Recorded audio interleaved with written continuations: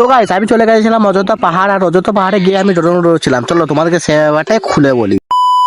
তো গাইস তোমাদেরকে তো আর এক ভিডিওতে বলেছি যে অযোধ্যা পাহাড় আসার কারণটা কি। তবে যা বটে বটে, অযোধ্যা পাহাড়টা কিন্তু খারাপ নয়। আর আগেও একবার এসেছিলাম, ভালোই বটে, কিন্তু এবারও এলাম, বেশ ভালোই মজা এলো। তোমরাও চাইলে আসতে পারো, কিন্তু অযোধ্যা পাহাড়টা কিন্তু বেস্ট। কিন্তু বাস নিয়ে আসো না, 4 চাকা নিয়ে আসবে, তাহলে সব জায়গা ঘুরে দেখতে পারবে। তো গাইস তোমাদের সাথে বকতে বকতে এখন আমি চলে আসি আপার ড্যামে, ঠিক আছে। এখানে হালকা করে ভিডিও ফটো করে নেওয়ার পর আমার ড্রোনটাকে বের করে নিই, কারণ এখানে কিছু সিনেমেটিক সিন নিতে হবে তাই। তারপরে ড্রোন করে হালকা করে কিছু সিনেমেটিক সিন দিয়ে আর বন্ধুদের ফটো তোলা দেখে, তো গাইস তোমাদেরকে আমি সবাইকে একটা কথাই বলবো, এই সময়টা থাকতে তোমরা ঘুরতে বেরিয়ে যাও, কারণ এই ঘোরার বয়সটা আর কোনো জীবনও পাবে না।